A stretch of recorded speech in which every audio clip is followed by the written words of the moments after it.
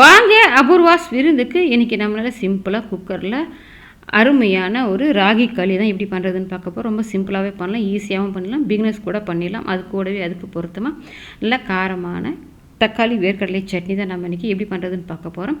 டேஸ்ட்டுமே நல்லாயிருக்கும். வாங்க இப்போ இந்த சுவையான ராகி களியும் அது கூட சட்னியும் எப்படி பண்ணலான்னு பார்க்கலாம்.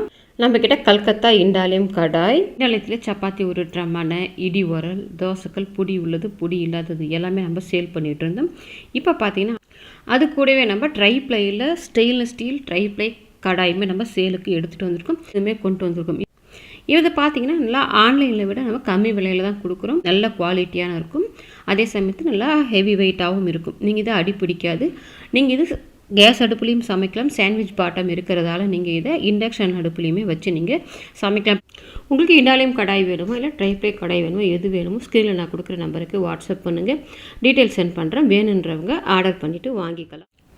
இப்போ ஒரு அடிகனமான பாத்திரம் வச்சுக்க. நான் பார்த்து இந்த அடிகனமான ட்ரைப்ளை கடாய் தான் எடுத்திருக்கேன். இது நம்ம அடிகனமாக இருக்கும்போது தான் நம்ம கிண்டும் போது அடிப்பிடிச்சு வர அடிகனமான பாத்திரம் எடுத்துக்கோங்க. அதில் 1 கப் அளவுக்கு ராகி மாவு சேர்த்துட்டு தேவையான அளவுக்கு உப்பு சேர்த்துக்கோங்க. அது கூட பார்த்தா நான் 1 டேபிள் ஸ்பூன் அளவுக்கு நல்லெண்ணெய் சேர்த்துக்கிறேன். நீங்கள் நல்லெண்ணெய் பதிலாக நெய் வாசனை பிடிக்கும்னா அது கூட சேர்த்துட்டு அதே கப்பால் 2 கப் அளவுக்கு தண்ணி சேர்த்துக்கணும். எந்த அளவுக்கு மாவு எடுக்கிறீங்களோ 1 பங்கு மாவுக்கு 2 கப் தண்ணி சேர்த்திங்கன்னா சரியாக இருக்கும். இப்போ கட்டி இல்லாமல் இந்த மாதிரி விஸ்கு வச்சு நல்லா கலந்து விடுங்க. அப்போ தான் நமக்கு ஈஸியாக கட்டி இல்லாமல் கலக்கிறதுக்கு ஈஸியாக இருக்கும். நீங்கள் கரண்டி வச்சு கலக்கிட்டாலும் சரி. இப்போ நான் பார்த்தீங்கன்னா இந்த விஸ்காலே நல்லா கொஞ்சம் கூட கட்டி இல்லாமல் நல்லா கலந்துட்டேன். இப்போ நான் அடுப்பு மேலே வைக்காமல் கீழே தான் வச்சுருக்கிறேன். இனிமேல் தான் நம்ம அடுப்பை பற்ற வச்சுட்டு அது மேலே வச்சுக்கோங்க. அடுப்பை மீடியம் ஃப்ளேம்லேயே வச்சுட்டு மாவை வேக விடுங்க. இப்போ பார்த்தீங்கன்னா மாவு பாருங்கள் கொஞ்சம் நமக்கு வேக ஆரம்பிக்கும் போதே கட்டி பிடிச்சிடும். இந்த மாதிரி கட்டி பிடிக்க ஆரம்பிச்சிட்ட பிறகு அடுப்பை சிம்லேயே வச்சு நல்லா கலந்து விடுங்க. ஒரு 10 நிமிஷத்துக்கு நல்லா கலந்து விட்டிங்கன்னா மாவெல்லாம் நல்லா திரண்டு வெந்து வரும். அது வரைக்கும் கலந்து விடுங்க. கை விட்டுடக்கூடாது, அடி பிடிச்சிடும். இப்போ பார்த்தீங்கன்னா உங்களுக்கு தெரியும் மாவு நல்லா திரண்டு லைட்டாக கலர் மாதிரி வெந்து வந்திருக்கு பாருங்கள். இந்த அளவுக்கு நல்லா கெட்டியாகி திரண்டு வந்துருச்சு. இப்போ இந்த அளவுக்கு வந்துச்சுன்னா போதும். அடுப்பை ஆஃப் பண்ணிவிட்டு ஒரு குக்கரில் வைக்கிற பாத்திரம் எடுத்துக்கோங்க. உங்களுக்கு எந்த சைஸ் பாத்திரம் குக்கரில் வைக்க முடியுமோ அது மாதிரி எடுத்துக்கோங்க.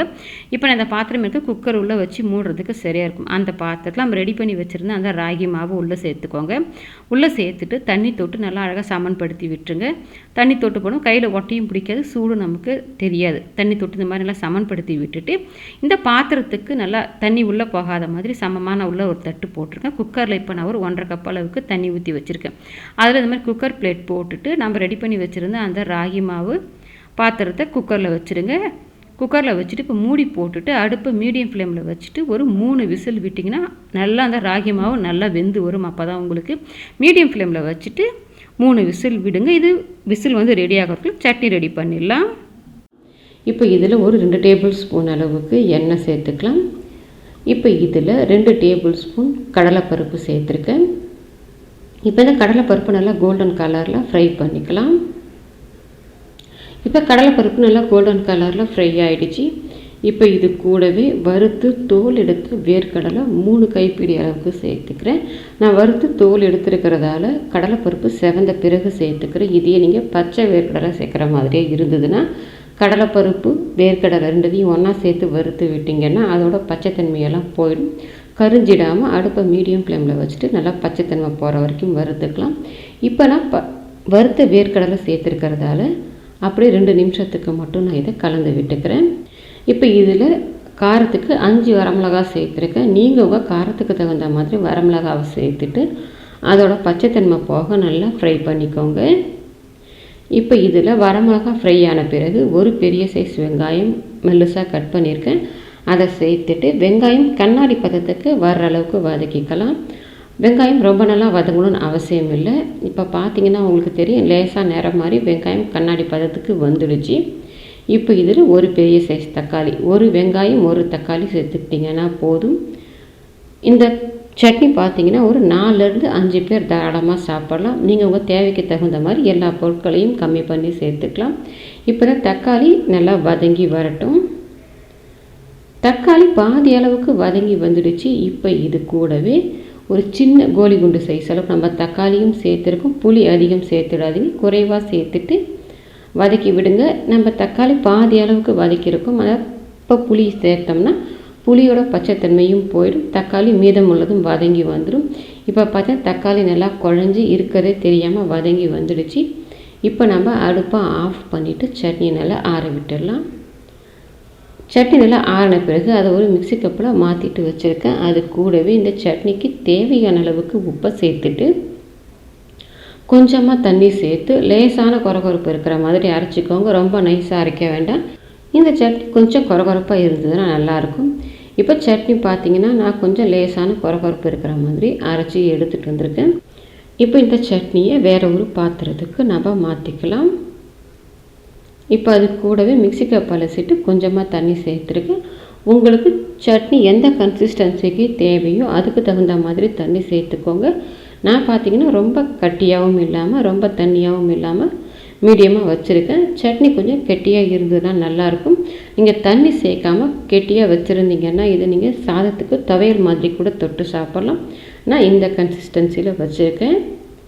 இப்போ தண்ணியெல்லாம் சேர்த்து நல்லா மிக்ஸ் பண்ண பிறகு இதில் தாளிப்பு சேர்த்துக்கலாம். கடுகு, உளுத்தம்பருப்பு, ஒரு கொத்து கருவேப்பிலை, 2 வரமிளகாவை கிள்ளி போட்டு தாளிச்சிருக்கேன். இதில் காரமெல்லாம் வராது, அந்த வாசனைக்காக தான் வரமிளகா சேர்த்துருக்கேன். இப்போ தாளிப்பை சேர்த்துட்டு கலந்து விட்டுக்கலாம். நமக்கு நல்ல சுவையான தக்காளி வேர்க்கடலை சட்னி ரெடி ஆகிடுச்சு. இப்போ பார்த்து நம்ம சட்னி ரெடி பண்ண கேப்புக்குள்ளே விசில் விட்டு ப்ரெஷருமே தானாக ரிலீஸ் ஆகிடுமே. தானாக ரிலீஸ் ஆகட்டும், தூக்கி விடாதீங்க. இப்போ பார்த்தா மேலே அந்த ஆவி தண்ணி வந்திருக்கு பாருங்கள். அதனால தான் நம்ம மேலே ஒரு மூடி போட்டு வச்சுக்கணும். இப்போ நம்ம இதை குக்கரை விட்டு வெளியிலே எடுத்துக்கலாம்.